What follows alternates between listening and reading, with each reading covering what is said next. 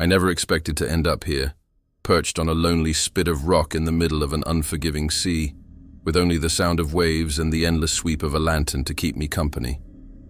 I was not born to isolation nor raised in silence, but something about the lighthouse drew me in like a moth to flame. Perhaps it was the promise of escape, a chance to vanish from the world and its demands. Or maybe it was something older, a whispering voice in the marrow of my bones that told me I was meant to watch the ocean, to stand guard over the boundary between land and water, light and darkness, life and something else. I have come to realize that being a lighthouse keeper is not simply a job. It is a confession, a surrender to forces greater than myself. Out here, where the wind never stops howling and the waves break themselves against black rock, the world feels thinner, weaker, easier to tear. I confess now because if I do not, if I keep silent, the truth will consume me like the sea consumes everything else it touches. People imagine lighthouses as symbols of safety, guiding ships through storm and night. They picture a lone keeper, stoic and strong, holding his post while chaos rages around him. But the reality is more fragile, more terrifying. The lighthouse is a barrier, yes, but not simply for sailors. It is also a barrier for me. A fragile wall between my fragile human body and whatever presses in from the outside when the sun sinks below the horizon. When you live here long enough, when the days blur into each other and nights stretch into endless tunnels of silence, you begin to hear things. Not just the wind, not just the gulls, but other things. Sounds that do not belong. Knocks that echo where no door should be. Whispers that slither through the cracks of stone. And worst of all, the sea itself, shifting and sighing as though it breathes, as though it listens. I confess that I am afraid every single night. No matter how many lamps I polish, no matter how faithfully I follow the rules, fear coils in my gut and rises like bile in my throat. I tell myself I am not weak, that I am fulfilling my duty, but duty does not explain why the rules exist, nor why they must be followed without question. The rules were here long before I arrived. Written in a battered manual left on the keeper's desk, scrawled in handwriting that changed from page to page, some neat, some frantic. They told me what I must do to survive, and what I must never do if I wanted to see another dawn. They were not rules of maintenance or procedure. They were rules of survival. Do not open the door after midnight. Do not look at the sea past 2 a.m. Do not let the lamp go dark. There were others, stranger still, but I will speak of them in time. For now you must understand, I did not invent these rules. I inherited them, like one inherits a sickness or a curse. When I first read them, I laughed. Who wouldn't? They seemed absurd, like the ravings of a lonely man driven half-mad by wind and water. But laughter does not last long here. The sea swallows joy as easily as it swallows ships. Soon enough, I understood that the rules were not suggestions. They were the only thread tethering me to life. I confess my weakness because I know I am not special. I am not immune. I am not strong enough to face what waits outside this tower without guidance. The rules are my guide, my shield, the only language that keeps the night at bay. And still, even as I cling to them, doubt gnaws at me. Doubt that they will hold forever. Doubt that I will survive long enough to pass them to the next poor soul who replaces me. The lighthouse itself feels alive. The stairs groan under my weight. The walls sweat with salt, and the windows never quite close against the wind. At night, when the lantern's beam sweeps across the sea, shadows ripple below the surface as though something massive stirs, circling, waiting. I cannot see it clearly, but I feel it watching, always watching. My confession is this. I stay here not because I want to, but because leaving is worse. The sea will not let me go. I have seen what happens to those who try. Their boats drift back empty, or worse, full of things that only look like men. So I remain, trapped in stone and light, bound by rules written by hands I will never meet. When the world falls asleep, when no ship dares the waters, I climb to the lantern room and light the flame. It is beautiful in its own way, a star born inside glass, casting its gaze across black waves. That light is all that stands between me and the darkness pressing in from every direction. It is all that keeps the things outside from pressing their faces to the glass and asking me to open the door. I do not open it. I never open it, but sometimes I want to. Loneliness erodes the will like waves erode rock. At first you think you can endure it. Days pass, you eat, you sleep, you tend the lamp, and the silence is bearable. But weeks stretch into months, and the silence becomes a weight, pressing into your skull, whispering that you are not meant to be alone. You begin to crave a voice, any voice, even if it does not belong to someone human, and that is when the rules become hardest to follow. When the knocking comes, when the whispers rise, when the sea calls your name in tones so familiar it makes your heart ache. I confess that I have come close, closer than I should admit. My hand has lingered on the lock of the heavy iron door. My eyes have drifted to the horizon long past the hour they should. I have stared into the lamp and wondered what would happen if I let it burn out. Perhaps it would be easier, I tell myself. Perhaps surrender is better than constant fear. But then I remember the journals, the desperate handwriting of the keeper before me. The scrawled warnings, the ink smeared by hands that trembled. He tried, he broke the rules. And the entries stopped. No one knows what happened to him. Some say he drowned. Some say he deserted. But I know better. I have read the last page, the one most would dismiss as madness. He wrote, "The sea is awake. It wants in. So I confess to you now, whoever you are, wherever you are listening, I am afraid of the sea. I am afraid of the rules. I am afraid of myself. Each night is a trial, each dawn a victory, and each day I wonder if it will be my last. I am the keeper of this light, but the light does not belong to me. It belongs to the sea, to whatever waits in its depths, to the thing that whispers from the fog. I shine it not for sailors, not for ships, but for survival, and I know the rules will not save me forever." I remember the day I first arrived here as vividly as if it were yesterday. The sea was merciless that morning, gray waves heaving under a low sky, gulls shrieking overhead as though mocking my decision. The supply boat was small, a battered vessel with peeling paint, its engine coughing against the current. The man steering it barely spoke to me. He didn't need to. His silence was heavy, purposeful, and I understood without words that conversation was not welcome on this journey. The closer we drew to the lighthouse, the more the world seemed to fall away. The coastline disappeared behind a curtain of fog, leaving only the skeletal outline of the tower ahead, rising like a black tooth from the sea. It looked less like a beacon and more like a sentinel, something placed here not to guide but to guard. Spray stung my face, and the smell of salt and rust filled my lungs. When the boat scraped against the stone dock, the keeper before me was nowhere to be found. I had half expected some old man, hunched and wild-eyed, waiting to hand me the keys and mutter warnings. But there was nothing, only silence and the endless crash of the sea against the rocks. The supply man tossed a coil of rope to secure the boat, then motioned for me to step off. "You'll be fine," he muttered, his voice flat, though his eyes betrayed something else, pity, or perhaps relief that it was me and not him who would climb those steps. I carried my bags up the slick stone path, each step heavier than the last. The tower loomed taller with every pace, the iron door at its base weathered and streaked with salt. When I pushed it open, the hinges groaned like something alive, as though the lighthouse resented my presence. Inside, the air was damp and cold. The stone walls sweated moisture, and the spiral staircase stretched upward into shadow, winding toward the lantern room. My footsteps echoed unnaturally, the sound bouncing as though the tower had a voice of its own.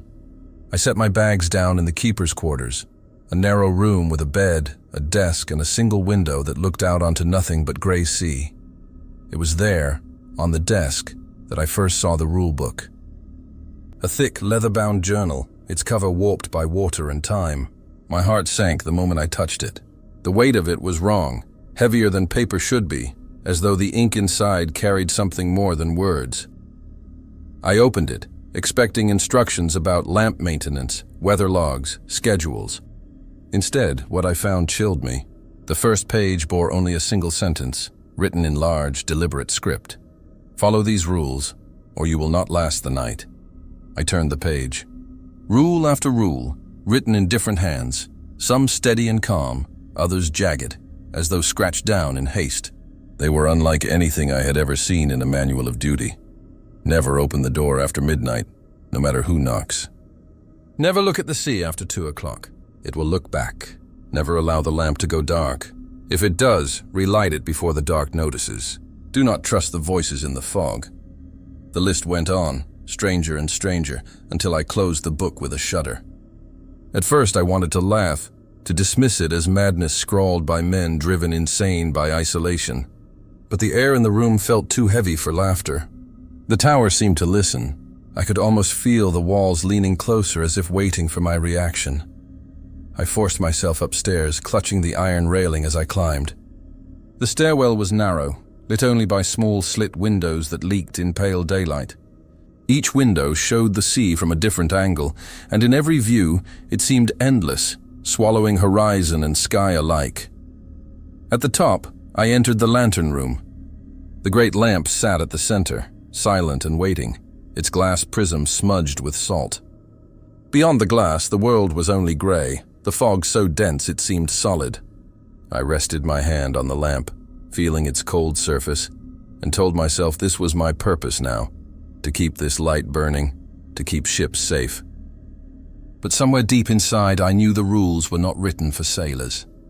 They were written for me. When I descended again, the supply man was already preparing to leave. He avoided my eyes as he untied the ropes. I wanted to ask him about the rules, to demand some explanation, but something in his silence warned me not to. He pushed off quickly, the boat's engine roaring to life, and within minutes he vanished into the fog, leaving me utterly alone. The stillness that followed was suffocating. I walked back inside, closing the heavy iron door behind me, and for the first time felt the weight of what it meant to be truly cut off from the world. No roads, no neighbors, no escape. Only the tower, the sea, and the book of rules. That night, as I lay on the thin mattress in the keeper's quarters, the waves crashed like a heartbeat against the rock below. I tried to sleep, but every creak of the tower set my nerves on edge. I thought of the rules again, repeating them silently in my head until they felt branded into my mind. I told myself they were nonsense, relics of paranoia, yet my hand stayed close to the lamp, and my ears strained for sounds in the fog.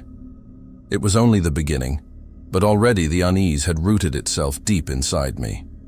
The lighthouse was not just a building. It was a test, and I had just been left to face it alone. The first full day on the rock passed with a strange heaviness, as if time moved differently here.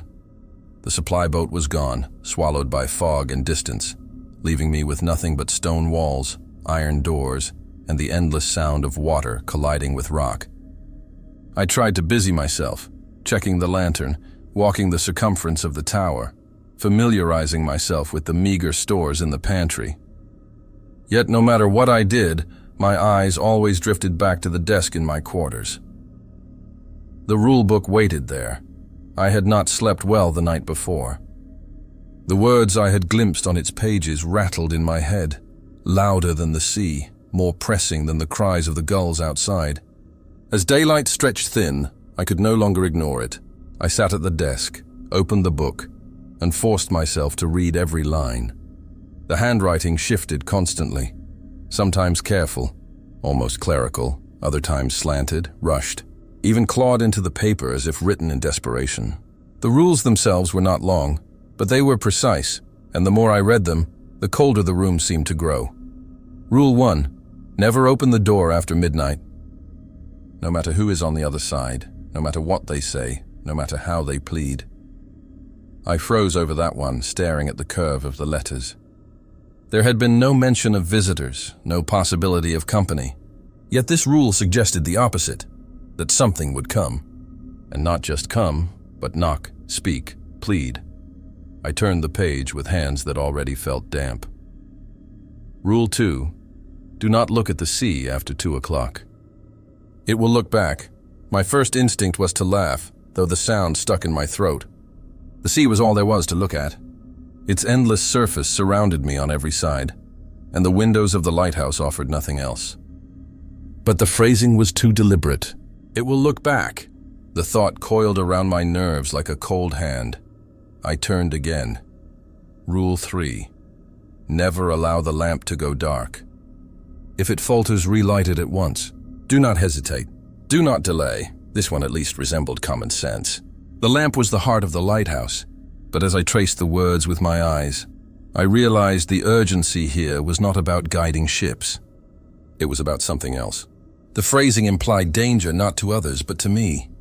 There were more, each stranger than the last. Rule 4. Do not answer voices in the fog. They know your name. They will sound familiar. They are not. Rule 5. If you hear footsteps on the stairs when you are alone, remain still. Do not investigate. They will pass. Rule 6. Never trust new rules that appear in the book after dusk. They are not for you. By the time I finished, my mouth was dry, my hands trembling. The rules were absurd, yes, but they carried the weight of truth spoken too often to be dismissed. Men had lived here before me. Men had written these words. Men had believed them enough to carve them into paper again and again, no matter how much their sanity unraveled. I closed the book, yet I felt no relief. The rules clung to me, stitched themselves into my thoughts. They were warnings from the past, a message passed down like a curse. That evening, as the sky darkened and the waves rose, I lit the great lamp for the first time. The wick hissed and caught, the flames swelling into a steady beam that cut through fog like a blade. I polished the glass until the light burned clean, and when it swept across the black water, I imagined for a moment that the sea recoiled. Alone in the lantern room, I whispered the rules under my breath. A prayer almost. Never open the door after midnight. Never look at the sea past 2. Never let the lamp go dark. The more I repeated them, the more I realized how fragile my situation was. If I failed, even once, there might be no second chance. Hours passed, the tower groaning in the wind, the flames swaying slightly with each gust. I tried to focus on maintenance tasks, checking the fuel, recording weather conditions, but my eyes kept drifting to the clock. Midnight approached slowly, cruelly, each tick of the hand reminding me of the first rule. Never open the door after midnight. I had not heard a knock, not yet, but the anticipation gnawed at me. My ears strained for it, every creak of stone and iron a false alarm. By the time the clock struck 12, my whole body was tense, heart hammering in my chest. Nothing came, only silence, but that silence felt worse than any noise. I forced myself to remain awake, pacing the quarters, staring at the rule book, daring myself to tear it apart. I did not. At 1 o'clock, I sat on the bed, head in my hands. By 2, my nerves were raw, skin prickling with the knowledge that I was forbidden to look out the window. I did not look. I wanted to. The temptation was sharp, almost irresistible, but I clung to the words on the page. Do not look at the sea after 2. It will look back. The hours crawled. Each one felt stolen, like I was slipping past something unseen that waited for me to falter. When dawn finally broke, gray and cold, I stumbled back up to the lantern room, exhausted but alive. And I realized then that the rules were not a choice. They were law.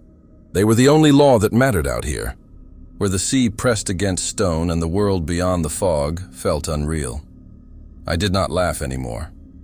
I copied the first 3 rules onto a scrap of paper and pinned them to the wall above my bed. I told myself it was a reminder. The truth was simpler. I was afraid I might forget them, even for a moment, and that moment would be enough to end me.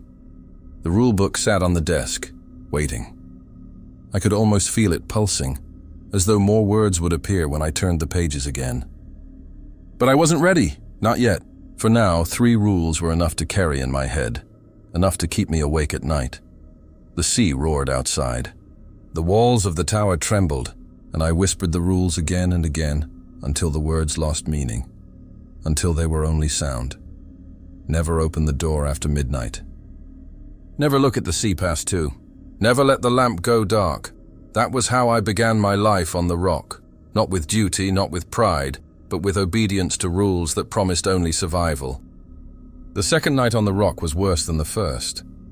The knowledge of the rules had settled into me like a sickness, and every sound carried weight it had not the night before. The tower no longer felt like stone and iron. It felt like a body, alive and restless, breathing with the sea, groaning with the wind. I prepared for my first true watch at sundown. I climbed the spiral staircase, lantern oil in hand, my boots clanging against iron steps that rang like hollow bells. At the top, the great lamp waited, its glass prisms smeared with salt from 1,000 storms.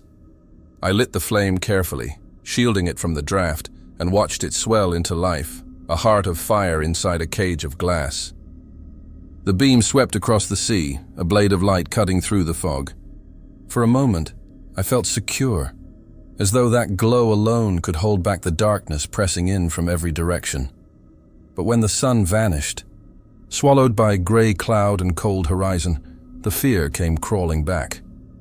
The lighthouse settled into silence, broken only by the steady throb of the lamp above. I sat at the desk in my quarters, the rule book open before me, the clock ticking its way toward midnight. I told myself nothing would happen, that the rules were only ritual, superstition passed down by men too long alone. I tried to believe that, but then I heard it. A knock. It was faint at first, almost delicate, echoing from below. 3 sharp raps against the iron door. I froze, blood draining from my face, the words of the first rule ringing in my head. Never open the door after midnight. I glanced at the clock. The hands quivered at 12. The knock came again, louder this time, reverberating up through the tower. My heart slammed in my chest. I gripped the desk until my knuckles ached, willing myself not to move. Then came the voice, "Let me in." It was low, muffled by the door, but it was a voice, human, desperate. My skin prickled, sweat beading across my forehead. "Please," it said, closer now, as though lips pressed against the metal. "It's cold out here. Don't leave me in the dark." Every instinct screamed at me to move, to help, to open the door. But the rule was clear. I shook my head, whispering "no" under my breath, as if to remind myself. The voice changed, softer, familiar. It said my name. I went rigid, heart stuttering. No one on the mainland knew me well enough to follow me here. No one should be able to call me like that, not in the middle of the sea. Yet the voice was exact, matching tones I had heard all my life.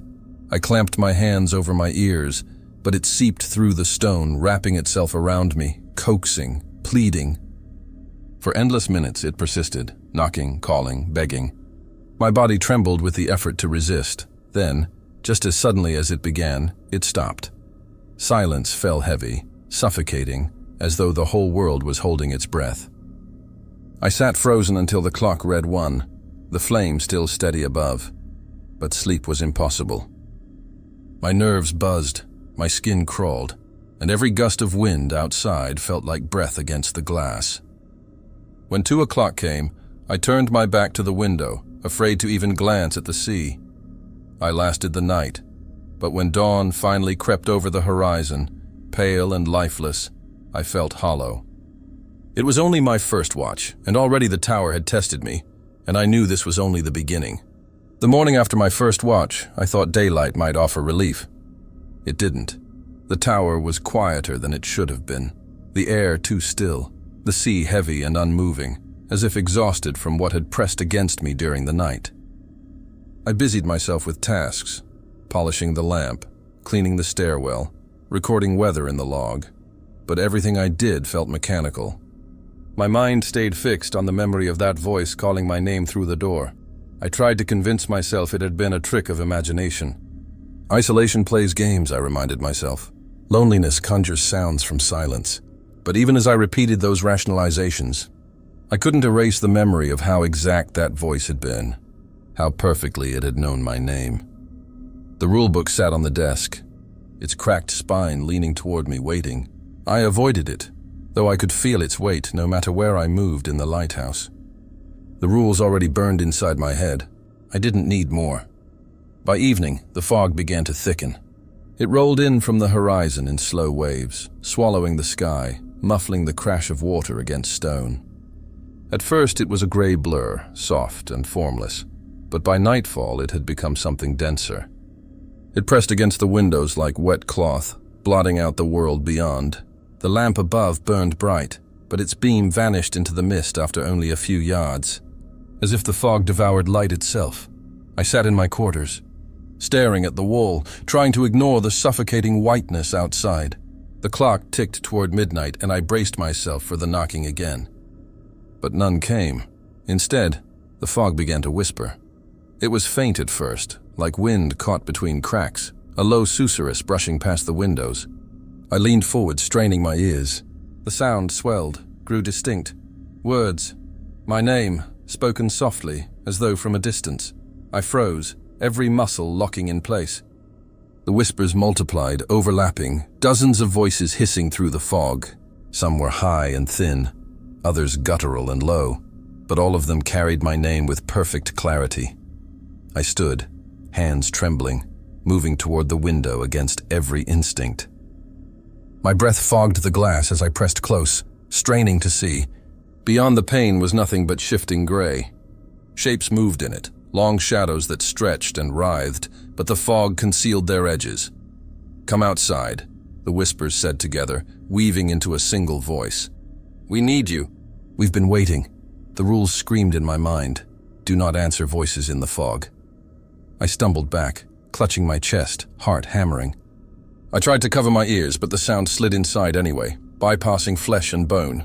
My knees buckled, and I collapsed onto the bed, teeth grinding against each other. The whispers grew louder, closer, pressing into me until they were all I could hear. Some carried tones I recognized. My mother, my brother, a friend I had lost years ago. They called me with voices stolen from memory, each one sharper than the last, needling deep into the part of me that longed for company. I clamped my eyes shut. "No," I whispered, though the word felt feeble in the face of that chorus. "You're not real," the fog laughed. Not with joy, but with hunger. The sound rattled the window panes, shook dust from the ceiling. The lamp above flickered. My stomach dropped. I scrambled to the stairwell, climbing fast, 2 steps at a time, the whispers following me upward. By the time I reached the lantern room, the flame guttered weakly, nearly smothered by damp air. My hands shook as I refueled it, sparks catching, flame roaring back to life. The whispers recoiled. Not gone, but muted, as if the light forced them to retreat into the folds of mist. I slumped against the railing, panting, sweat dripping down my face despite the cold. For long minutes I stood there, watching the beam sweep uselessly across a sea I could no longer see. My reflection in the glass looked pale, hollow-eyed, and I realized the lighthouse was already wearing me down. The fog did not disperse by dawn. It clung to the rock for days, seeping into every corner of the tower, dampening food, clothes, even the pages of the rulebook. And every night, the whispers returned. They never repeated themselves in the same way. Sometimes they cried, sometimes they begged, sometimes they screamed with rage that rattled the very stones beneath my feet. But always they knew my name. I stopped sleeping. My body lurched forward with exhaustion. But whenever my eyes closed, I heard them more clearly. I paced the rooms at night, muttering the rules under my breath like scripture, as though repetition could keep the voices at bay. Never open the door after midnight. Never look at the sea after 2. Never let the lamp go dark. Do not answer voices in the fog. Still they pressed closer. The fog thickened until it seemed to seep through the walls, curling into the air of the quarters. Some nights I swore I saw breath that wasn't mine clouding the air, shadows shifting just out of reach. And then one night, a voice whispered not from outside but from within the room itself. I froze in bed, heart hammering, eyes locked on the darkness at the far corner. "Why don't you answer us?" it asked, low and sharp, a voice I knew too well. My own. I didn't move. I didn't breathe. The rulebook lay open on the desk, and though I hadn't touched it, a new line had appeared in jagged ink across the page. "You will answer soon." I slammed the book shut, shoved it into the drawer, and sat with my back against the wall until morning. The fog outside remained, patient and endless, as though it had all the time in the world. The fog lingered for days, smothering the sea, the horizon, and even the sky itself. The lamp burned without pause, but its beam could not pierce more than a few yards before being swallowed whole. I felt like I was living inside a tomb of gray. The whispers continued, sometimes faint, sometimes thunderous, pressing against the glass and stone until I thought the lighthouse itself might crack. In those long, sleepless hours, I turned again to the desk, to the drawer where I had hidden the rule book. I didn't want to touch it, but something gnawed at me, an unease heavier than the whispers outside. The book was not a guide, it was a warning, and warnings always come from someone who lived them. When I finally opened the drawer, the book seemed heavier than before, swollen with damp. I flipped past the familiar rules, searching deeper. That's when I found the entries, the journals. Pages filled not with instructions, but with the desperate words of the man who had come before me. The handwriting began neat, almost clinical, describing routine duties. Oil refilled, lamp lit, weather recorded, notes about supply schedules, about the isolation, about the silence of the sea. But as the entries went on, the tone shifted. The writing grew frantic. Sentences broke apart. Words looped over each other as though written in the dark, in shaking hands. One passage stood out. I heard them last night. Not gulls, not wind, something else. They called my name. I almost answered.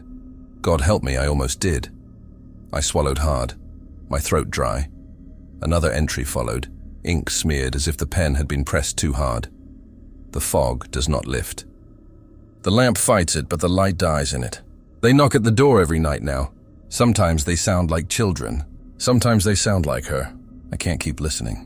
I can't keep refusing. I flipped further. The handwriting grew jagged, slashing across the page. The rules change. New ones appear when I sleep. Some tell me to open the door. Some tell me to snuff the lamp. I don't know which to trust anymore. Maybe none of them. Maybe all of them. I don't know. I sat back, bile rising in my throat. I knew that terror.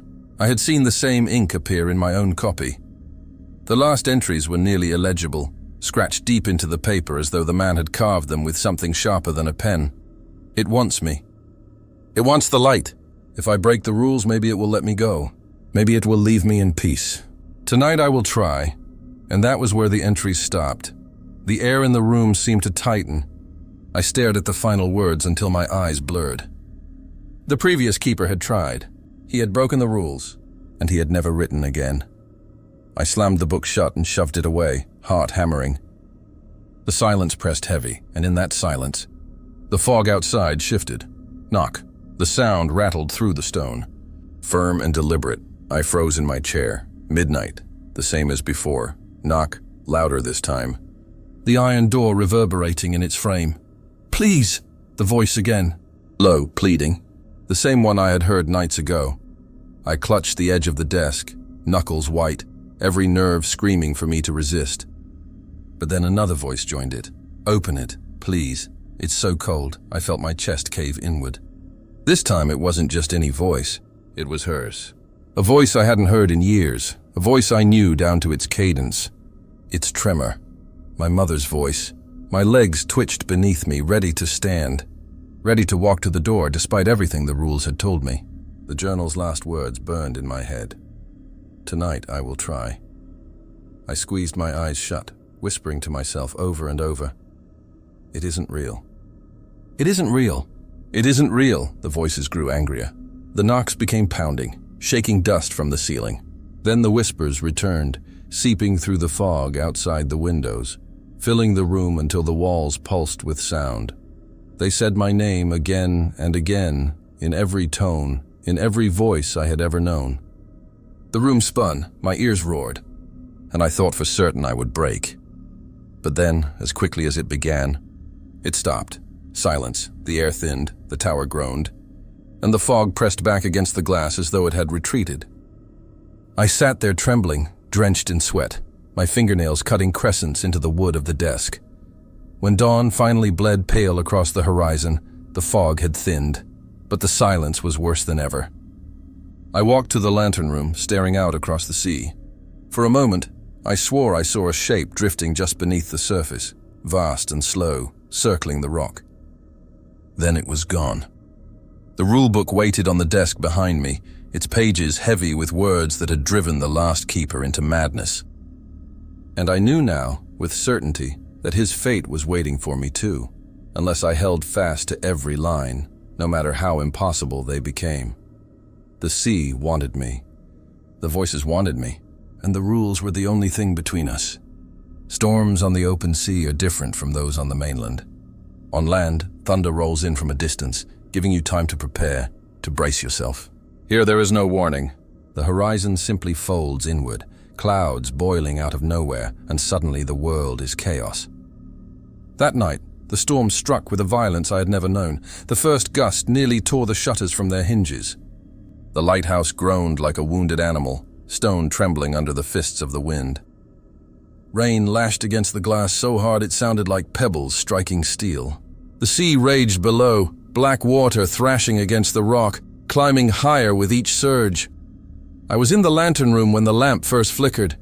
One moment the beam was steady, sweeping across the ocean like a watchful eye. The next, it wavered, just slightly, just enough for the light to thin for the space of a breath. My stomach dropped. The rule repeated itself in my head. Never allow the lamp to go dark. If it falters, relight it at once. Do not hesitate. Do not delay. I rushed to the mechanism, hands slick with sweat despite the chill. The wick was struggling, damp air pressing in through unseen cracks. I adjusted the fuel, coaxed the flame higher, whispering prayers under my breath though I hadn't prayed in years. The light steadied, but my nerves didn't. Every flicker felt like a warning, every sputter like the final breath before extinction. The storm howled louder, drowning the sound of my heartbeat. Yet beneath it, I swore I heard something else. A low scratching, subtle but deliberate, coming from the outside of the lantern room. I froze, one hand on the lamp, the other gripping the iron railing. The scratching continued, circling the glass, slow and methodical. My mind clawed for explanations. Debris carried by the wind, seabirds desperate for purchase. But the rhythm was wrong. It was too steady, too purposeful. Something was out there. I leaned closer to the glass, though the rain made it near impossible to see. For a split second, when lightning split the sky, I saw it. A handprint pressed against the outside of the lantern room window. Not a gull. Not debris, a hand. Pale and long-fingered, the size grotesquely wrong. I stumbled back, nearly toppling over the railing. The handprint vanished as quickly as it appeared, but the scratching continued, circling, as if whatever made it was testing the walls. Looking for a way inside. The lamp flickered again. I nearly screamed. I shoved more oil into the mechanism, flames surging back to life, the light blazing outward. For a moment the scratching stopped. The silence was almost worse, because it meant the thing had noticed. It was waiting. Lightning flared again, and in its brief flash I saw shadows moving in the fog, shapes too tall, too thin, standing far out on the water as though the waves supported them. They did not move with the storm. They only watched. The thunder rolled so close it rattled the glass, and in the next flicker of the lamp, the handprint appeared again, this time on the opposite side. Then another, and another. Fingers splayed, palms smearing across the windows, encircling me. I pressed my back to the lamp, clutching a wrench I'd taken from the maintenance shelf, though I knew it would do nothing. The print slid slowly across the panes, as if dragged by something just out of sight. The scratching returned, sharper now, nails or claws dragging against the glass. "Let it out," a voice whispered. Not from outside. From behind me I spun, heart lurching. No one was there.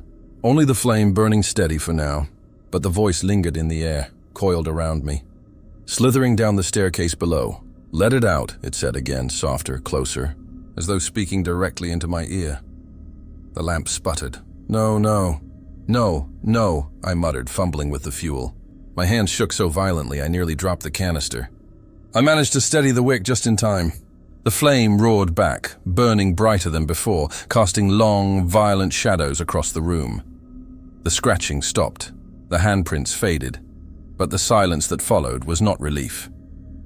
It was expectation. I stood there for hours, refusing to move, every muscle rigid. The storm raged on, but my focus was fixed entirely on the lamp. I fed it fuel constantly, unwilling to let even the faintest flicker show. My eyes burned from staring into its light, but I dared not look away. The storm only broke at dawn. The rain slackened, the wind eased, and the sea retreated, spent but not calmed. When the first weak light of morning crept across the horizon, I sagged against the railing, exhausted. The lantern room stank of oil and sweat. My clothes were soaked, my body trembling from the night's ordeal. I stared at the windows. The glass was streaked with rain and salt, but faint smears remained. Marks where the handprints had been. I couldn't deny them. They were real. As I descended the staircase, legs heavy and shaking, I caught sight of the rule book lying open on my desk. I had left it closed. I was certain of it, but now a new line was written across the page in jagged, unfamiliar script. The lamp is not yours. It is ours. I slammed the book shut and shoved it into the drawer once more, heart pounding. But the words burned in my head long after I turned the key. The storm had passed, but something had pressed against the glass last night, something that wanted the light. And I had seen how close it had come when the lamp faltered. The rules were not warnings. They were bargains, and I was only beginning to understand the cost. The knock came at midnight, and it was not a single, rational sound, but a conversation hammered through iron. It started as a timid tapping. 3 slow beats, the sort of polite rapping one might expect from a neighbor asking for sugar. Then it accelerated, becoming a frantic barrage as if time itself were trying to force its way into the room. The tower shuddered with it, each strike traveling down the stone and into my teeth. I was wide awake, though I had not meant to be. The previous hours had been spent on maintenance and prayerless whispers, keeping the lamp bright and my hands busy. The storm weeks ago had left every nerve exposed. I had convinced myself that nights of knocking were the rule's threat acting on my imagination, but the sound was too precise to be conjured. It had intent. My first instinct was to obey. Never open the door after midnight. The rule echoed like a commandment. It had teeth. I pressed my back against the wall and tried to control my breathing, counting each beat of my heart until the knock pattern blurred into the rhythm. The voice through the door sounded raw and familiar, like a man calling across a pier. "Let me in," it said. It sounded tired. It sounded desperate. A second voice answered the first, slightly higher, and harmonized in the strangest way. Together they formed memories. The low timbre of my father's laugh, the nasal timbre of an old friend, the thin, urgent timbre of someone who had once loved me. They were not the exact tones, but the right notes, an arrangement built to bait me. My throat closed around a small, quiet noise that might have been a cry. I could not move. My hands curled into fists and my knuckles burned where they pressed into the wood. The door shuddered again. Each strike felt like it could sheathe the entire tower in glass. I told myself this was imitation, something outside pulling from my memory banks, mixing voices to pierce my resolve. I also knew, with a cold certainty, that every previous keeper had faced the same test. Some had succumbed. Some had left ink stains and smashed pages as proof. "Open up," the voices pleaded. Unison now. "Please, it's freezing. Let me in." They had my name on their lips, and I felt the blood leave my face. It is a peculiar thing to hear your own name spoken by strangers in a tone that suggests intimacy. It makes the world tilt because names are anchors. Whoever had stolen the sound of my name had reached inside and tugged me. I thought of the journals, of the last entry. "Tonight I will try." I thought of the ragged handwriting that ended midstream and the way the ink had pooled as if the pen had been dropped. I imagined the man on the other side, whatever he was, already beaten by the sea, and I felt the absurd animal urge to help. The human part of me, compassion, habit, the small decency that forces a hand to a latch, moved like a living thing. My hand found the iron ring that served as a handle. For a breath I felt the metal's cool honesty, and then my senses recoiled. The rule was older than my sympathy. Obeying it was not cruelty. It was survival. I pulled my hand away and pressed it to my chest, willing my heart to still.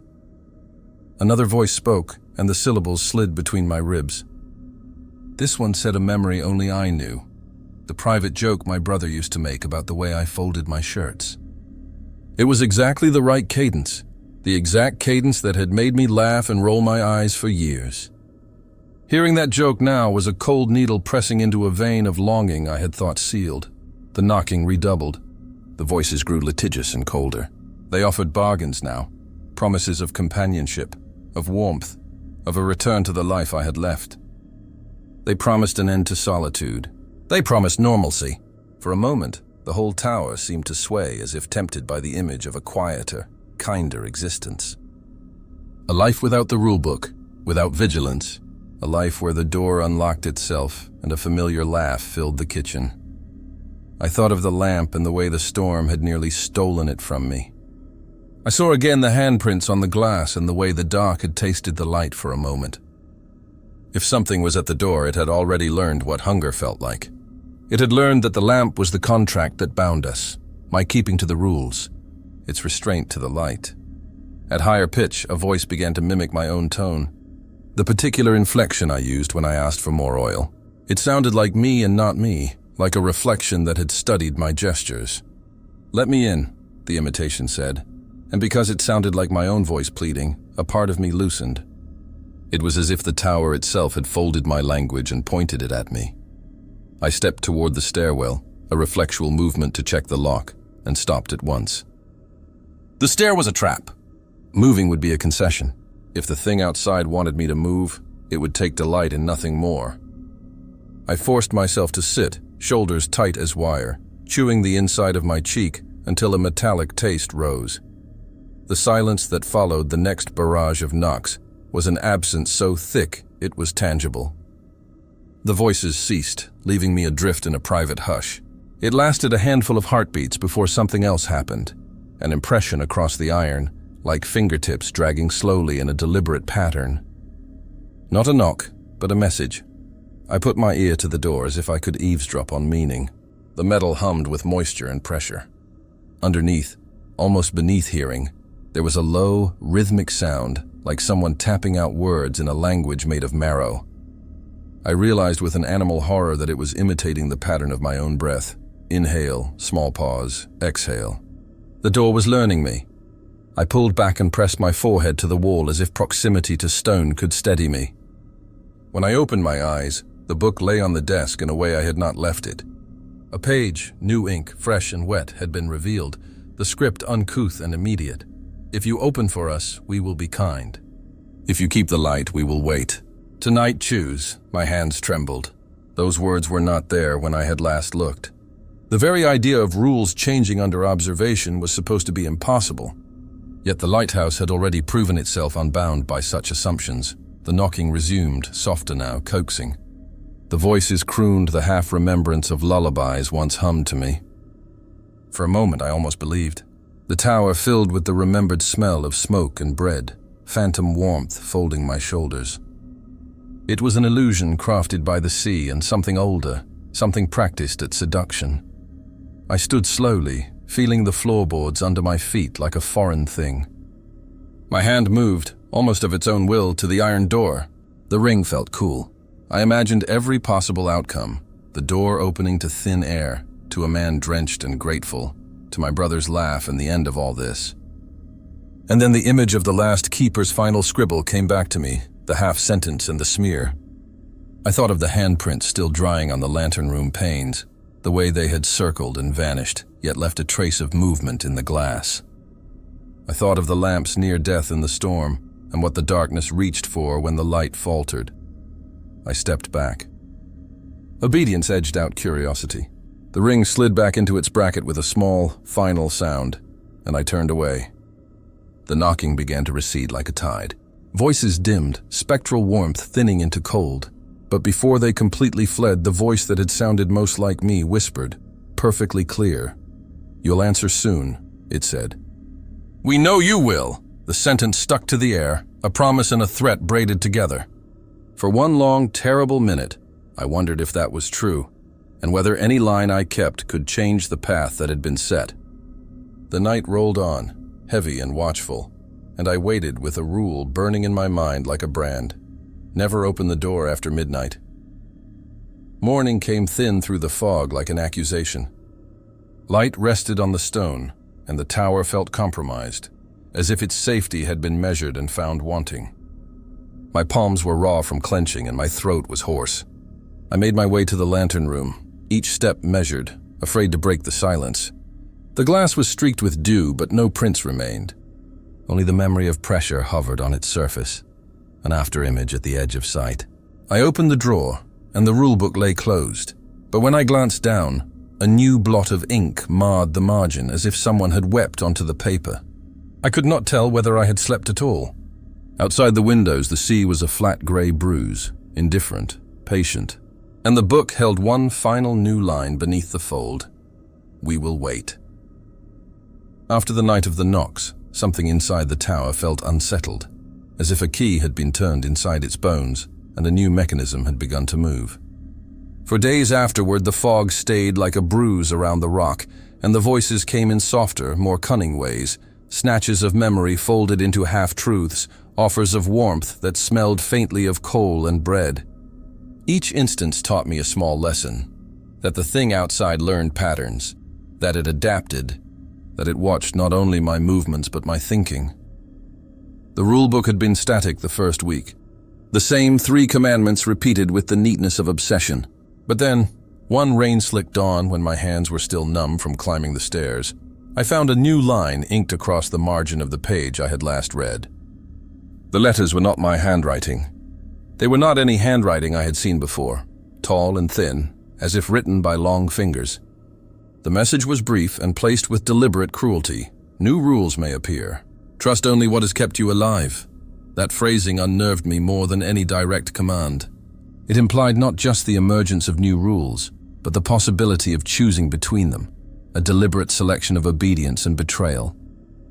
It implied the manual itself was a living thing, an arbiter that could change the bargain it had made with me. The more I tried to reason, the more it felt like the Lighthouse had become an instrument in someone else's game. Over the next nights, the changes accelerated. One morning I woke to find an entirely new rule written across the first page. The ink still tacky and smelling faintly of salt and smoke. If they sing at the window, unlock for the youngest. They are only children. My stomach dropped so hard I felt nauseous. Children, if that word could be applied to whatever the fog hosted, were the cruelest manipulation. In another life, I might have opened the iron ring at the thought of infants shivering in the wind. The image pushed warm human instincts toward the edge, but the pen's thin script had a lie wrapped inside it. The furnace of hunger outside would accept any opening and never stop at mercy. That same day, I checked the pantry. The canned goods were where I had left them, but the salt cellar had been emptied and replaced by a small pile of smooth black stones. There was no explanation. I poured them back into a tin, and the stones clinked like teeth. Later, on a night when the moon was a sliver and my nerves raw, I noticed another alteration. The rule that had said, "Do not answer voices in the fog," now had an added clause below it, in hurried, uneven letters, as if someone had scratched it on the page in a frightened hurry. Except if it calls your true name. Then, answer only once and then stop. The contradiction was not subtle. It was a snare. It tempted with a loophole, an allowable transgression that would, by its nature, be a test. The manual was offering choices that felt safe, but were, in truth, traps dressed in grammar. I tried to resist reading every new edition. I tried to leave the book closed, to ignore the possibility that another line would appear. But curiosity has a particular gravity when you are alone and afraid. The book called to me like everything else now did, softly, insistently. Ignorance felt like a fragile shelter. Knowledge felt like a gale.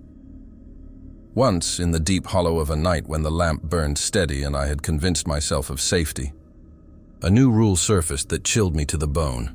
When the lamp trembles, feed it what it asks for. Beneath it, someone had scrawled in a different hand, tiny and cocked. They always ask for warm things first. What did a lamp ask for? How does a flame make demands? The handwriting made the request feel intimate, as if I had been ignoring a sentient thing's plea. The thought of answering a lamp bred a different kind of dread. If the sea protected its own needs by instructing me to feed the flame certain privations, what did that say about the bargain I had been unconsciously signing each night? The rules began to argue with each other. One line would command steadfastness, the next would whisper a contradictory mercy. They were layered like nets, overlapping instructions that assumed different priorities. There were nights when the manual told me to keep the light no matter what, and others when an added note suggested smothering it briefly might placate something on the water.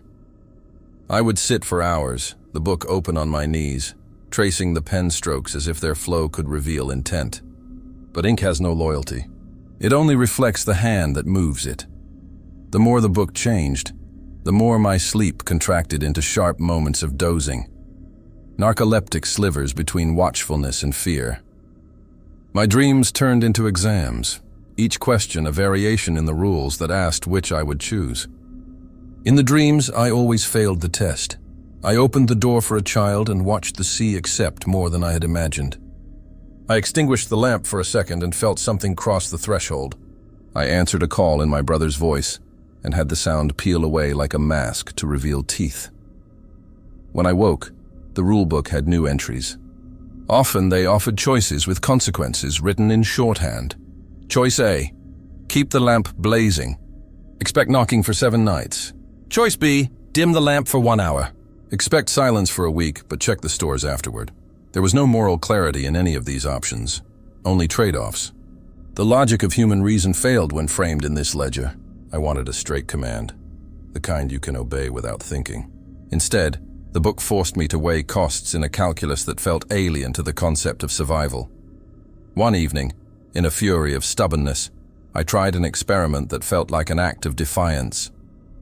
I scribbled my own line in the margin in a crude block, an attempt to plant a rule of my own. Do not open for voices. Do not follow the fog. Keep the lamp. I went to bed thinking the book would ignore me, that paper could not be rewritten by will alone. When I woke, my scrawl was crossed out in a different ink, and beneath the strike-through a new sentence had been added in a cramped hand. Rebel rules are comfortable illusions. We rewrite comfort.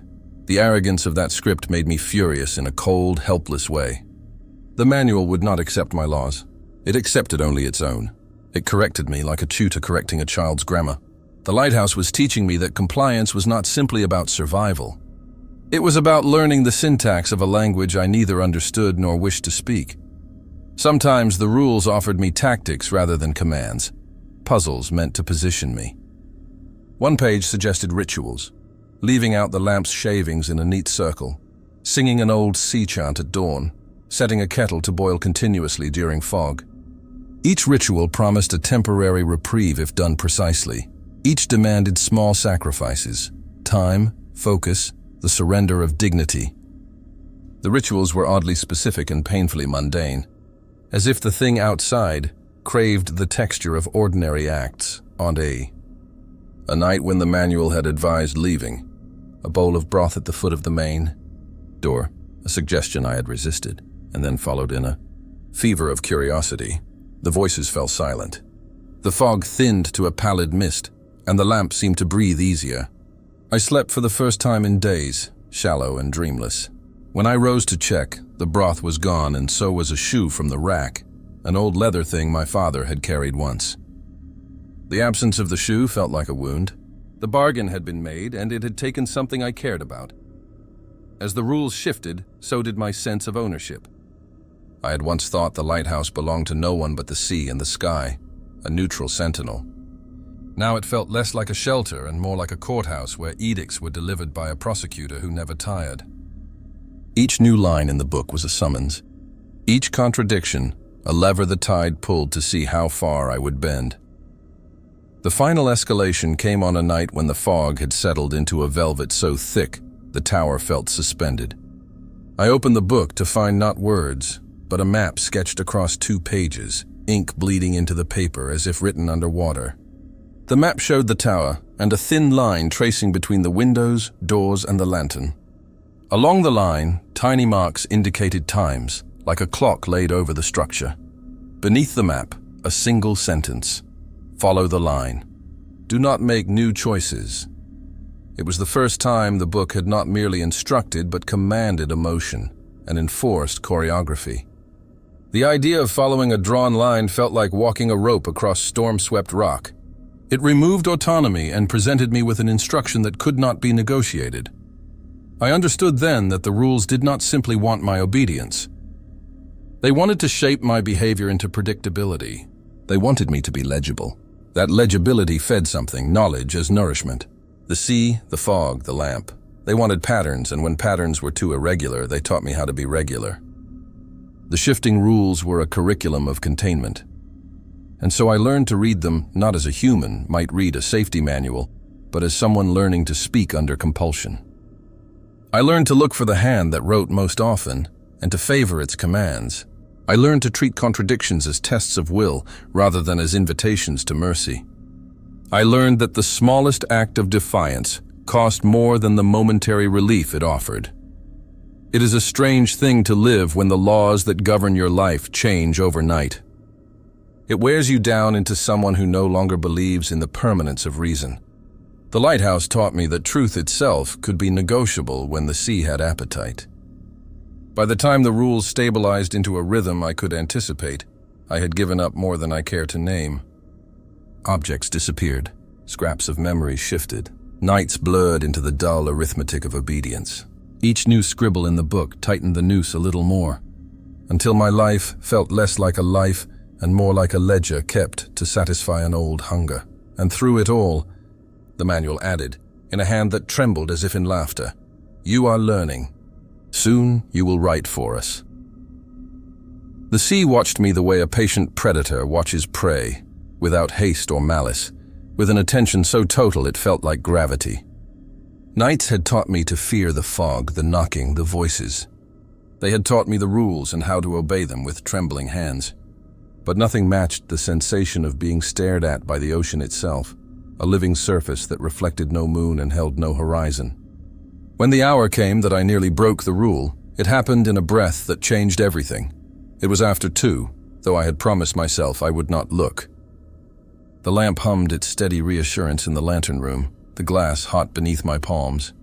Fatigue carved hollows under my eyes. My muscles ached from constant vigilance. The world outside was a low, implacable pressure. I had convinced myself that obeying the rule required more than will. It required a discipline born of hunger and cold. The moment I looked, the sea answered. At first, there was nothing unusual, just a black plain smudged with white caps and the slow heaving of waves. Then, far out where the lamp's beam thinned to nothing, a ring of pale lights took shape. Not stars, but eyes, arranged in a loose circumference that rolled with the water. They were not fixed upon me at first. They swiveled like fish. Then one by one they turned and aligned. The effect was as if the ocean focused itself into a single intent. A sound rose from deep below, not a crash, but an intake of breath like the world inhaling. My eyes watered, the cold slicing at the corners of my vision. The lights regarded me with a clarity that made shame and wonder indistinguishable. I had the primitive, ridiculous urge to look away, to confess that I had been peeking. Instead, I found myself rooted, fascinated, as if the sea had presented a riddle with my name written on its face. Something like comprehension passed between us. Then motion. The ring of lights widened, and with each slow expansion, there was the sense of a network awakening, tendrils of recognition stretching under the surface.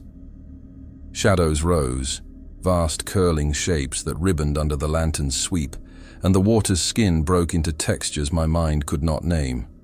The line between ocean and creature blurred until I could not tell whether I watched waves or limbs. I staggered backward, pressing a palm to the glass to steady myself. The lamp's warmth was human, but tenuous against the vast intelligence that had turned its gaze. A memory flickered, one of the previous keeper's last scribbles about eyes in the dark, and its ink seemed to feed on what I held. I had been foolish to wonder at the horizon. The lights receded, as if someone had given an order, vanishing into the swell like fish slipping into a trench, leaving behind ordinary blackness. The pressure in the air eased but did not leave. It expanded into patient expectation. The sea had seen me. It had catalogued me, and in doing so, it had made me catalogue myself. Over the next days, the sensation lingered like a bruise. I moved through the lighthouse aware of the gaze as a physical thing, a line from out on the water that threaded into the glass and touched the back of my neck. The lamp burned faithfully, but I treated it like a wound. Each sweep felt like a plea thrown from the living room of a house to a waiting neighbor. Every time the beam crossed the part of the water where the lights had been, I imagined them answering, sometimes at dawn. When the fog thinned and the ocean returned to being just a plain, I would watch and find nothing. Other times, long shapes would roll close to the rock and vanish, as if the sea had come to inspect and then turned away. There were traces, depressions in the foam, residue like pale algae clinging to the base of the tower in patterns not made by tide. Once, on a thin wind morning, I found an oblong shell tucked in a crevice, not like any shell I'd seen, and warm as if it had been breathed. The crew that had dropped me off had avoided the rock without explanation. Their silence had carried meaning even then. Now I understood it as practical knowledge rather than superstition. Men who work ships learn avoidance, routes that never cross certain shoals, days when you do not sail no matter how desperate your schedule. The keeper before me had known this language and had written warnings in ink that trembled. Knowledge that the ocean watched changed how I moved through the days. It made common tasks ceremonial. Fetching fuel became an offering observed by unseen judges. Polishing the glass assumed ritual importance, each stroke a protective measure. I stopped leaving the door unlatched even for a moment. If the sea catalogued faces and remembered blemishes, then every lapse could be an invitation. Every so often, the watching altered into communication.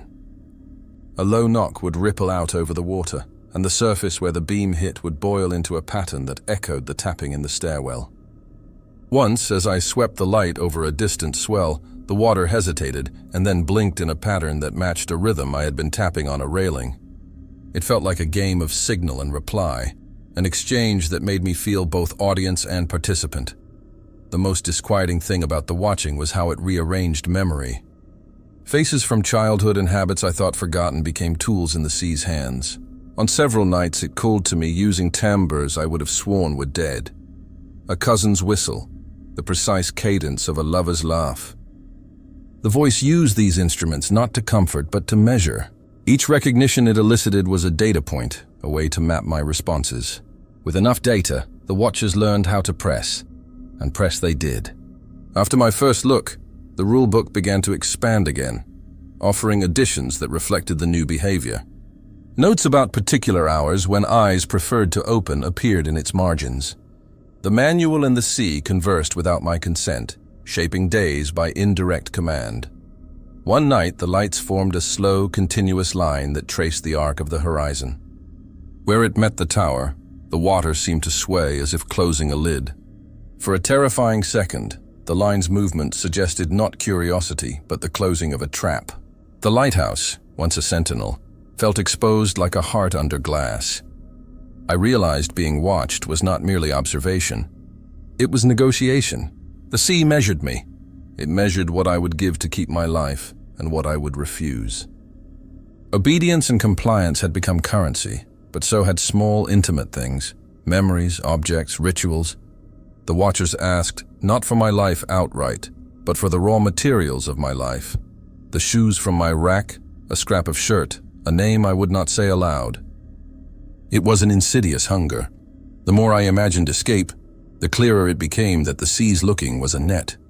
The light I tended was both barrier and invitation. It cut through the fog, yes, but it also showed the sea exactly where to focus. To blind the lamp would be to cut my safety, but also to invite different curiosity. To keep it burning was to feed the ledger, so I kept it burning. I kept the rules even as they split and recombined. I washed the glass until my knuckles went pale. Each sweep felt like a small defiance. And each night I lay awake after the beam passed my window, listening for the sea's reply. Sometimes the reply was nothing. Sometimes it was a ripple. Sometimes it was a line of lights that made me feel less alone and far more trapped. The watchers learned me, and I learned the map of their attention. I traced it like a cartographer of my own damnation. I counted nights between visits. I timed the way the lamp's beam made the ring of eyes hesitate. The knowledge did not free me. It allowed me to barter more cleverly. Still, on evenings when the wind lay down and the fog thinned, I would stand at the glass and desire the eyes to return, not for comfort, but for proof I existed in a world that noticed me. That desire was the most dangerous thing I carried, an ache to be seen, to be acknowledged, that threatened to undo every rule I tried to keep. The watchers fed on that ache, and like all predators, they were patient enough to wait until the hunger outweighed the fear. One morning, I woke to discover delicate impressions along the base of the tower where the tide had laced itself. Tiny prints rimmed in salt, too regular to be random, like the imprint of small hands. Beside them lay a scrap of cloth, my father's old kerchief that I had wrapped around a bottle months earlier. The cloth was damp and threaded with a texture I did not recognize, as if seaweed had been woven into its weave. Small thefts began to feel like messages. A spoon gone, a splinter of a wooden comb, a small photograph I had left face down on the mantel. Gone. Its rectangle of varnished paper replaced by a smear of fine gray sand. Each loss tightened the rules around me. It was as if the watchers were not merely requesting offerings, but testing what I held dear. When I refused, the next plea sounded more urgent. I began to mark my things. I tied string to handles, carved initials on the undersides of boxes. The sea seemed to take note.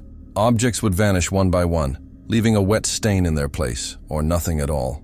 The ledger the book kept grew richer for each sacrifice. I learned to trade without surrendering entirely, to keep small rebellions secret while outwardly maintaining the rituals the sea demanded for as long as possible. The night the rules forced a contradiction, the lighthouse felt like an examination room. I had learned to obey the ledger's blunt commands.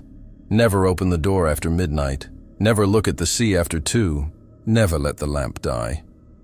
But the new instruction was not a rule so much as an invitation to fail. It was written across a blank page in a hand unlike any I'd seen. Clear, economical, indifferent. If the door knocks and a voice calls your name, do not open. If the lamp falters and the fog sings, do not snuff it. If the sea demands it, perform this. Choose one rule and obey the opposite. The sentence sat like a gauntlet. I felt sick reading it, because the choice it demanded was not between right and wrong, but between which safety I would surrender. The first knock came some hours after dusk, polite at first, then more insistent, the iron door clattering under the blows. A voice threaded through the seam, soft and exact. My sister's. She had been dead for years. Memory is a cruel companion in isolation. For a moment, the skin of the tower peeled back, and I stood in the kitchen where her laugh used to hang. The voice on the other side was a reconstruction. It had the right timbre, but 2 hollow edges. My fingers itched to undo the bolt and let the mimicry in. To fail sometimes is so human. At that same turn, the lamp hiccuped. A tremor in the flame, a gutter that made the glass hum. The rules had always paired with ritual. Keep the light, and the dark keeps its distance. To disobey the light now felt like inviting hunger in. To disobey the door felt like opening the house to a cold prank that might become permanent. Choose one rule and obey the opposite. The manual had made survival an arithmetic of loss. I moved without deciding. Old instinct pushed me to the lamp first.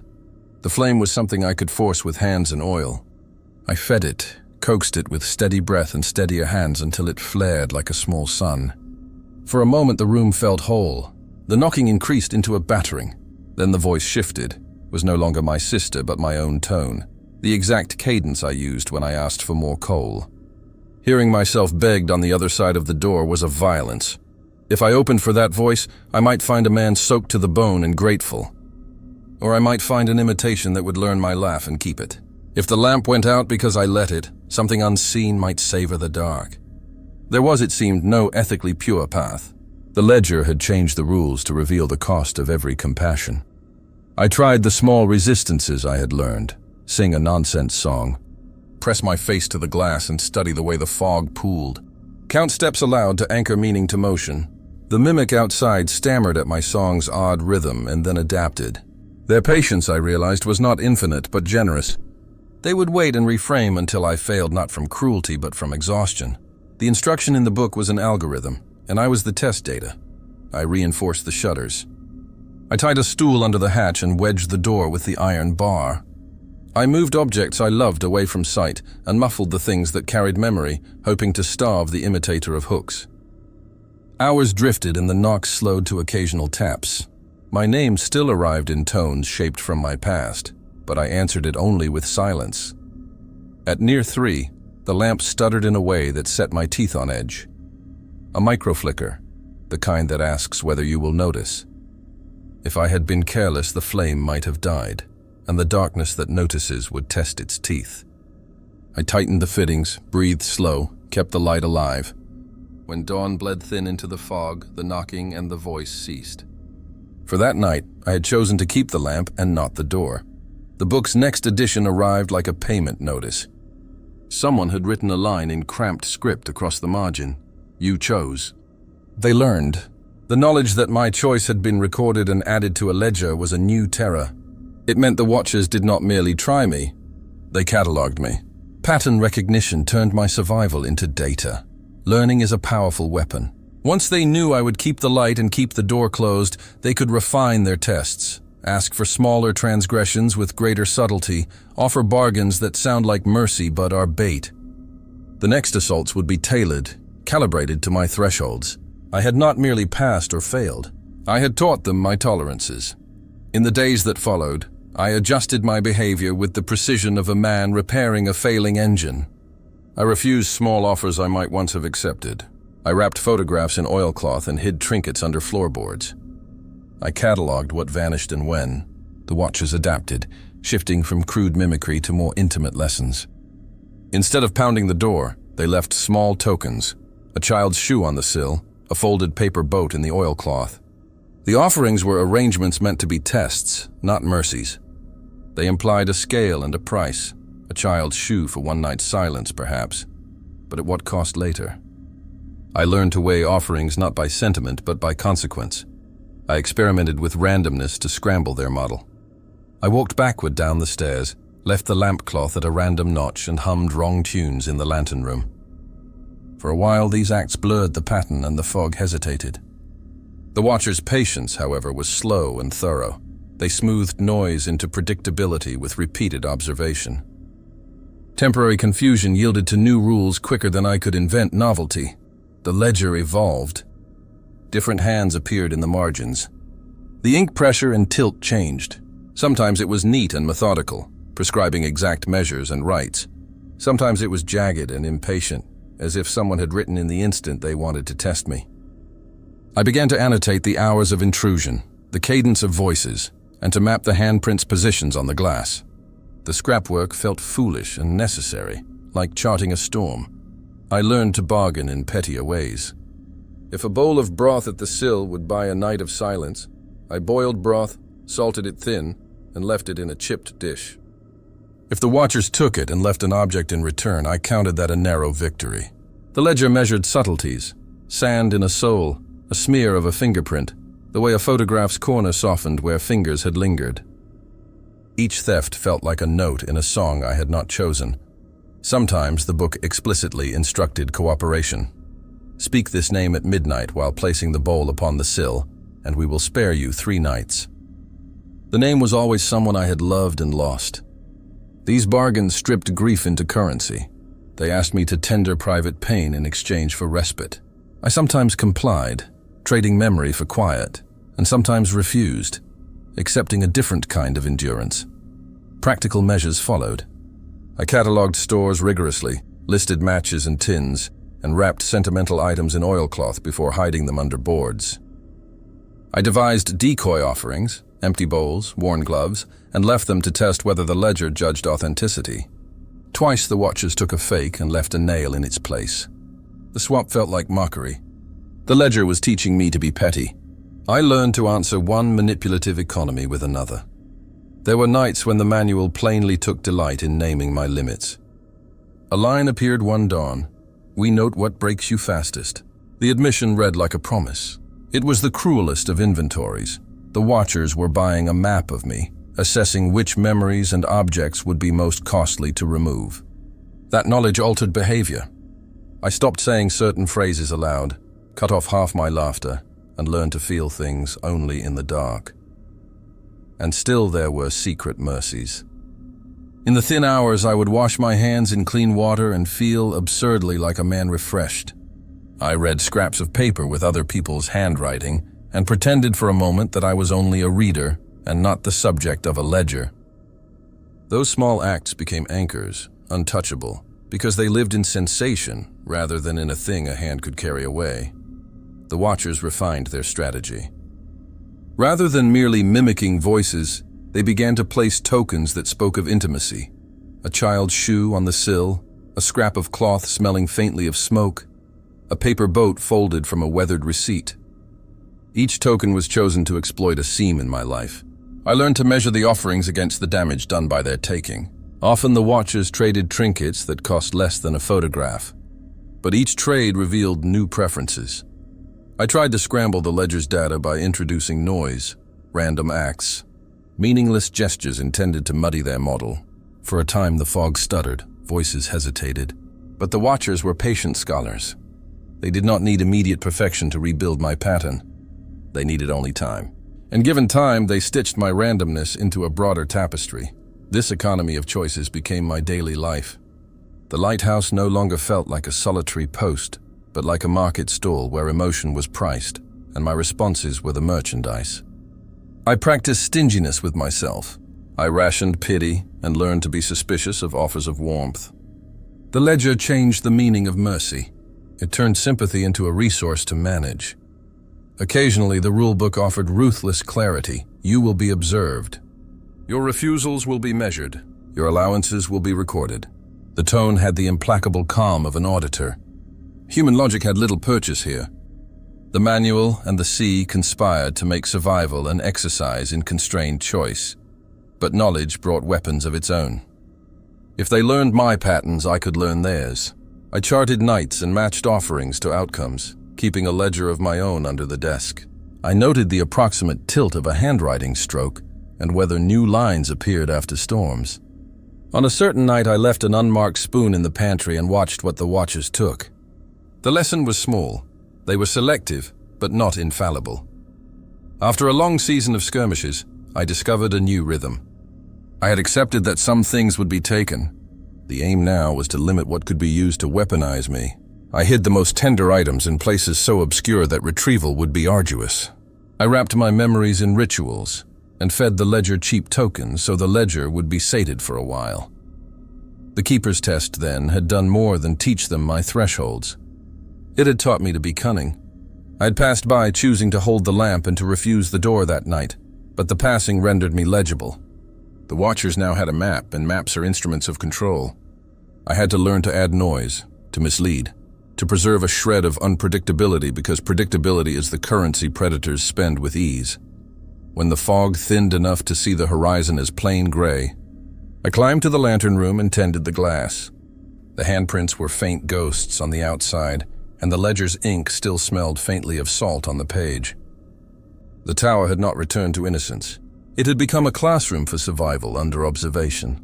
I was both pupil and subject, learning lessons given in the harshest terms. That choice can be used against you, that survival requires turning feeling into strategy, and that knowledge, once recorded, becomes a weapon. I had passed the test, but the victory was provisional, a single coordinate in a map being updated without my consent. The Watchers had learned, and learning meant the next temptation would be more intimate. I kept my routines tighter, my jars labeled, my grief folded into rituals. The ledger would spend what it had gained. I would spend my days inventing ways to take back small pieces of myself. The keeper's test had explained something terrible. That hunger, when patient and clever, can teach itself to ask for what it cannot otherwise take. I tended the lamp and closed the door, and when the fog rose again, I was ready to meet it with new tools of stubbornness and a set of petty, guarded practices that might, if I were lucky, buy me another dawn. The night it began, the tower felt less like a shelter and more like an instrument being played by someone else. It started with a single knock, then another, then a rhythm that multiplied until sound filled every seam of the stone. It was not only the front door this time. Knocks came from the stairs, the pantry, from the floor beneath my feet. Iron, wood, and glass answered in a maddening chorus. Each blow carried a weight that made the walls feel younger, as if the tower itself listened. At first, I tried the tactics that had bought me fragile victories. Count the beats, steady my breathing, treat the sound as a test. But this was a siege. The knocks did not pause. They drifted across the hours like a storm that would not break. I moved from room to room, hands pressed to my ears, but sound found angles that eluded my palms. It multiplied behind the plaster and came through vents, a tally of insistence that tracked my movements. Voices threaded through the knocking, braided into polyphony. They sang snippets of songs I knew, hummed prayers whispered long ago, repeated pet names used by people I had loved. They did not speak with one intent. They debated. A voice like my mother recited a recipe while another, thin and clinical, repeated a time and date. Together they argued in tones that made my teeth ache. The lamp threw its beam across the fog like a pleading thing, and the fog shaped the light into moving glyphs that crawled along the water. The knocking synchronized with those glyphs. Sometimes it felt as if the tower tapped out shapes in an old code, and the sea answered with its liquid grammar. I had learned to read small negotiations like a ledger, but that night their language outran me. Hours blurred. My hands bled from digging nails into the doorframe where I had braced the bar. I had wedged furniture under the hatch and wrapped my photographs in oilcloth, but the knocks found attachments, loose planks, rusted hinges, seams where mortar crumbled. They hammered at the places where I felt most safe. It was as if the thing outside loved noise for noise's sake. The cadence shifted and began to whisper words from a lullaby my grandmother hummed when I was a child. My throat ached. I pressed my forehead to cold stone to anchor myself. The past felt like a rope someone else pulled. Voices grew cunning. A low baritone pleaded, "Let me in. I'm tired." A lighter voice promised tales of ports and hot stew. They offered practicalities, information about a supply run, a lie about a delayed boat, anything to imply the world beyond the rock still cared. It was an artful cruelty designed to widen my trust until it spilled. I began to suspect the knocks encoded more than requests. They were punctuating a conversation I could not join. The manual's ledger had taught me pattern recognition fed them. My attempts to be unpredictable were noted and smoothed. Every time I blocked a hole, the next strike landed elsewhere. The lamp faltered. Oil siphoned from the can with a tremor that matched my hands. I fed it until the can was near empty and the flame only half honored my efforts. The knocks intensified when the lamp hiccuped, as if they felt the thread of security fray and leaned in. Then the sound changed. A scraping crept across the floorboards like a sob. It moved with the wrong weight, the wrong arrangement. When it came up the stairs, it imitated my footsteps with such precision my stomach twisted. Something had learned not just the sound of me, but the way I moved. I retreated to the lantern room and pressed my hands to the glass. The fog pressed back like a palm. Below, the knocks continued, and a voice said, almost conversational, "We are hungry for you. We have watched, and we have waited. We will count what you keep. Panic is not a single sensation. At first it is a spike, then a slow corrosion." I felt both. My heart hammered and a numbness spread through my limbs.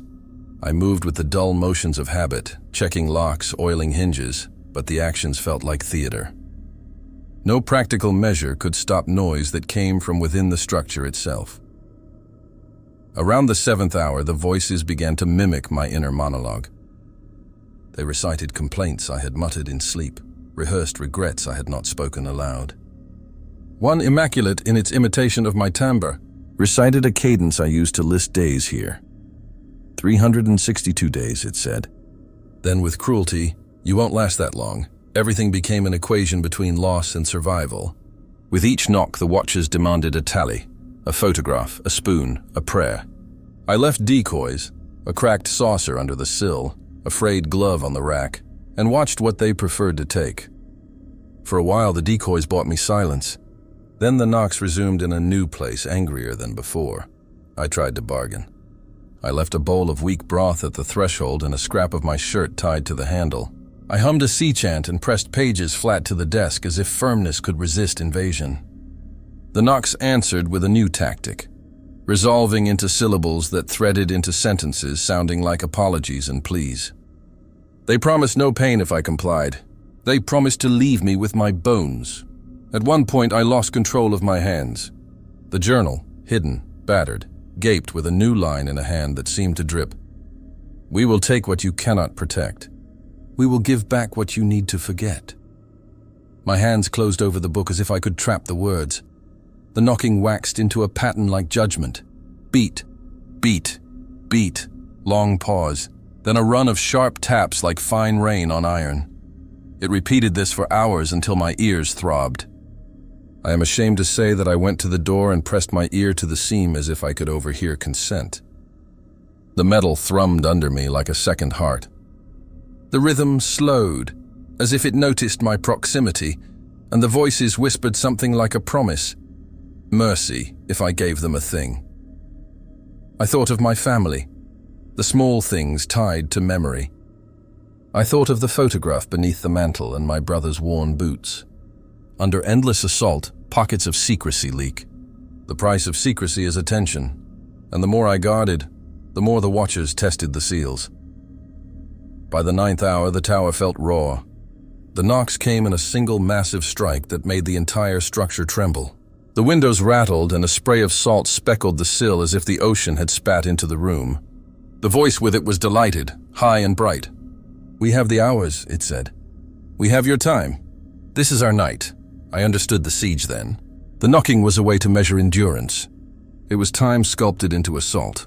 Nothing I had done could erase that they would simply wait longer than I could. The only variable was what they required in exchange for patience. I did something irrational. I lit a candle and walked the house. I left small tokens in places I knew they'd find. An empty tin, a scarf on the railing, and set decoys in a pattern meant to mislead. I hummed wrong songs and stepped in odd rhythms. The knocks shifted as the watchers recalculated. For a time the rhythm broke. The sound thinned to uncertain taps like someone learning a new beat. I have tried to describe the pounding as if it's separate from me, but in truth, it became me. My sleep turned into thin slivers spent on a chair. My hands cramped around rope and oil cans, and the motion of tending to the lamp became a mantra against panic. Around the midpoint of the assault, the knocks altered and began to ring like small bells along the cupboard doors. That night it felt like counting coins belonging to a ledger I had refused to show. The sound narrowed in on me because it used intimacy, household noises made strange. At one low point I caught sight of my reflection in a dark pane, pale, hollowed, eyes rimmed red. I looked older by degrees that night, as if the tower had rubbed months off me and stored them in the salt. Once, when the knocks paused and the voices caught their breath, I wrote a note and placed it in plain sight. "I will not open." That small defiance was noted. The next strike hammered the desk and the paper fluttered like a wounded bird. The hand that wrote in the ledger had taken my protest and smiled with ink. I thought of escape with a clarity that hurt. The ledger had shown what happens to those who leave. Boats drift back empty or return changed. The sea would not let me go without a tally. At one desperate juncture, I almost gave up my stubbornness. A voice with the laugh of a friend called, and my body moved toward the latch. Then I felt a hardness in my chest, a memory of handprints and the storm when the lamp had nearly died. I pulled away. The memory saved me. The rules saved me. By midday, I moved like someone who had passed a test and not yet realized the next would be harder. My hands shook when I refilled the canisters. My sight narrowed into focus on tasks small enough to finish in a breath. I wrapped my wrists with cloth to dull the ache. I inventoried what remained and hid the most tender things deeper. I cleaned the glass until my fingers were raw, hoping a polished surface might confuse watchers. I told myself that endurance is political. To survive, you must choose which losses to accept and which to defend. The ledger had taken some things. I decided it would not take my voice, my naming, the small rituals that kept me anchored. The exact way I folded my shirts, the song I hummed without thinking, the mark I carved into the underside of the desk. These were tiny rebellions, petty perhaps, but they were mine. At first light the fog thinned, and the knocking eased into haunting silence. I walked the rooms and counted what remained. A spoon was gone. A photograph's corner had been trimmed. A child's paper boat lay soaked. The ledger had collected specimens.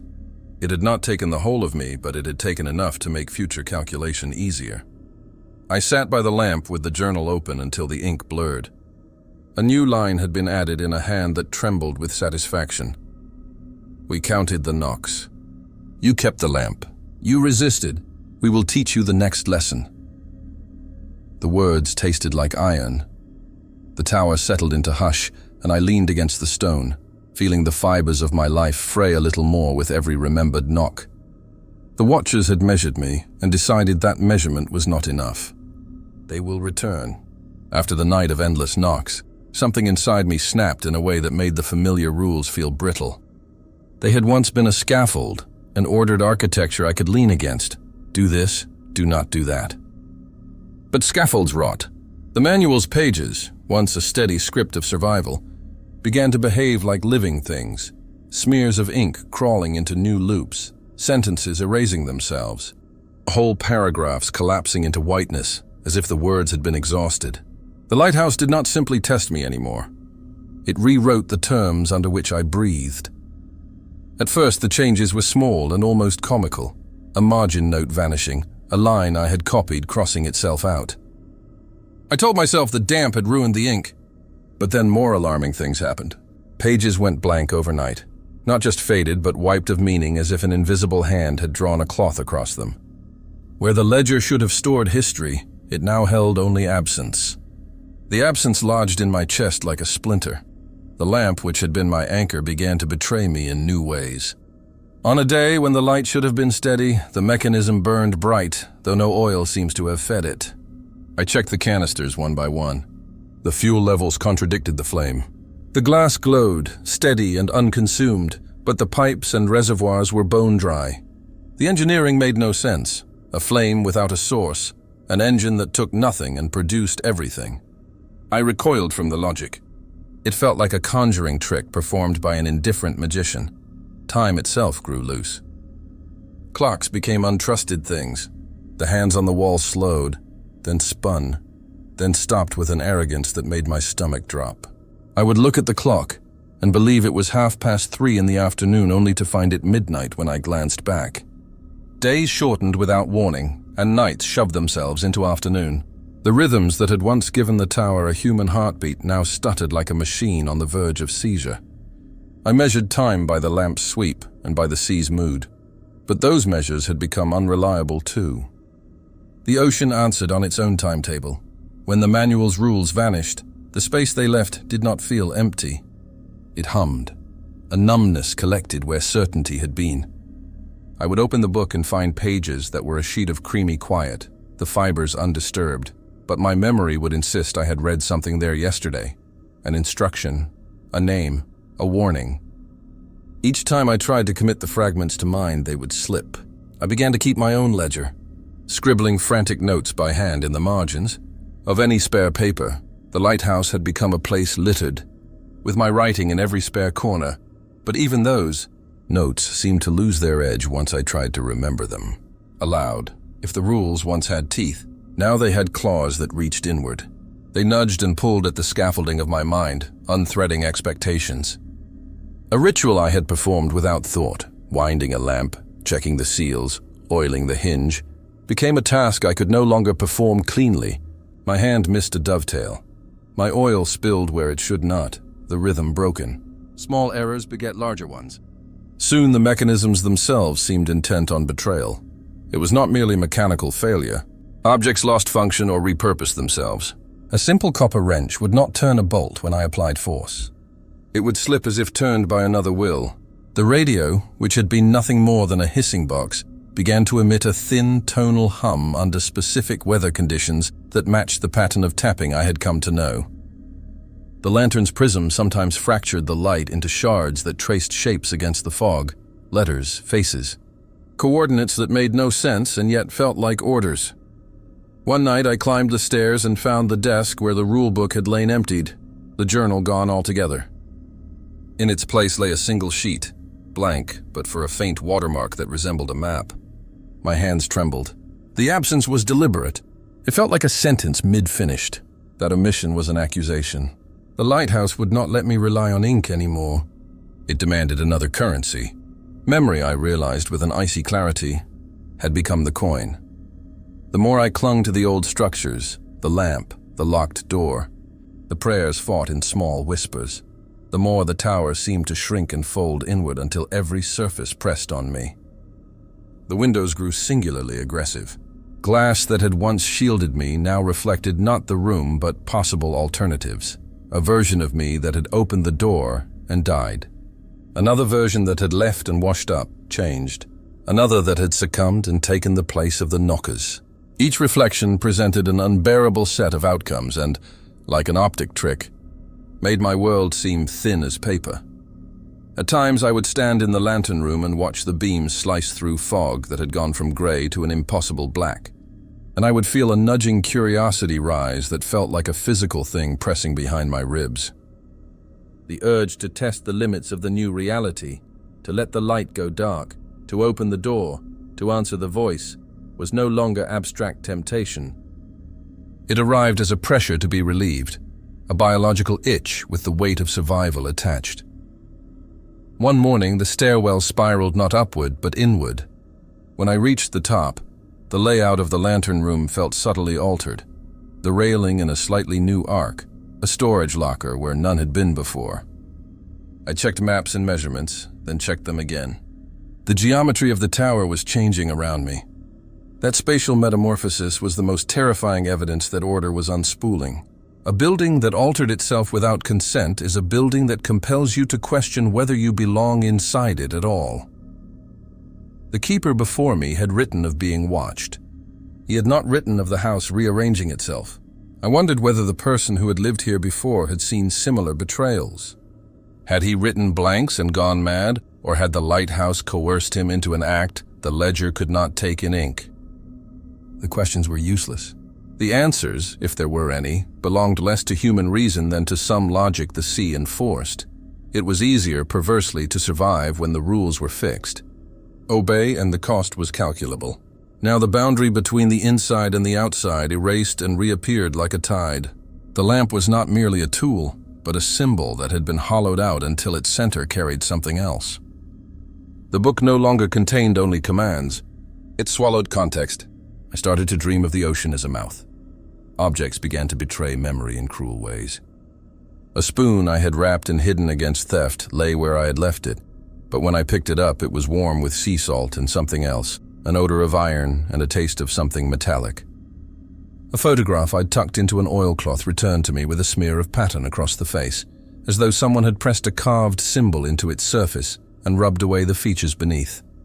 Each returned object taught me to distrust the faith that a thing could be simply what it had always been. I fought back in the only ways left to me, ritual and emphasis. I retied knots and relit matches. I carved marks under beams and cross-hatched them until the wood knew my hands. I spoke aloud the names of the dead and of the living, not as a supplication but as a ledger of my being, hoping that naming could anchor me to what I was. I dated the pages of my own journal like a man setting stakes into the ground. Still, the lighthouse would not yield its grammar easily. On a day when the fog pressed so hard it seemed to seep salt into the pores of the stones, the lamp flared and then dimmed of its own accord. For a breath, the lantern burned with an intensity that turned the fog into a white void, and then the mechanism clicked, and the glass took on a cloudy sheen as if someone had exhaled over it. In that sudden pale I saw not the sea but a number of figures shadowed at the edges, arrayed like witnesses. They were standing on the water as if the rock had grown more legs. Their faces were not faces so much as impressions. Their posture spoke of patience. I realized, with a certainty that left no room for denial, that the lighthouse was not holding the sea at bay. It was holding them back, barely. Panic is a poor architect of survival, but it is an honest one. I closed and barred doors with fresh vigor, but the locks were psychological as much as physical. The book, if the book existed, no longer offered new rules to guide me. It offered riddles, or rather, it offered a silence that demanded I invent instructions. The collapse of order was not mere chaos. It was a recalibration of authority.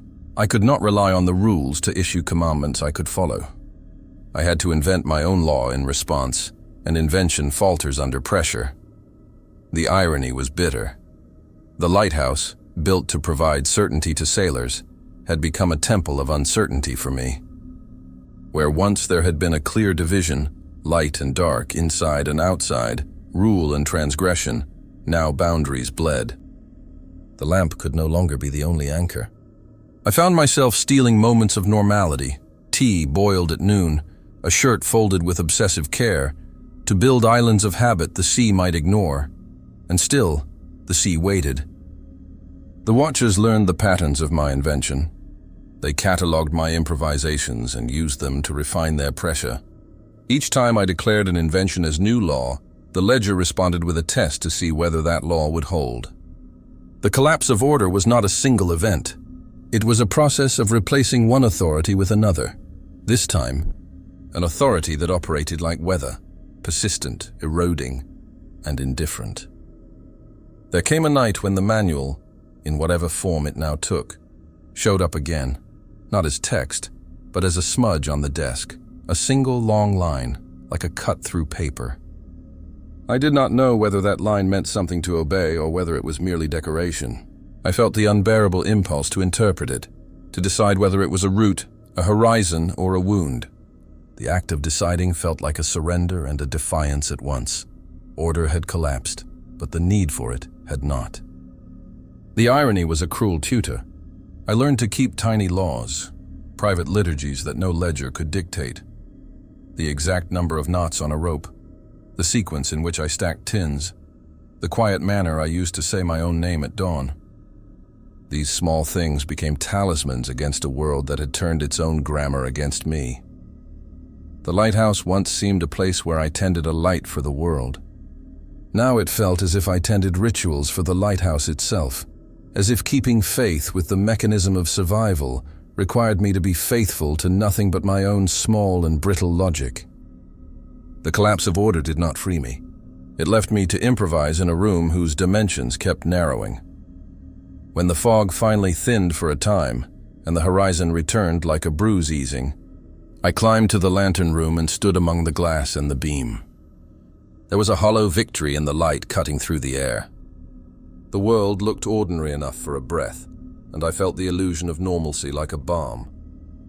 But beneath the surface, order had shifted its currency. It had taught me that survival here would no longer be about following rules passed down in ink. It would be about the small, secret laws I could create and keep, laws fragile as breath, and maybe, in the end, the only things that could hold me upright. The morning came, though whether it was a true morning or only another mask the sea had draped across the rock, I could not say. The sky was a pale gray smear, the horizon drawn thin as if with a trembling hand.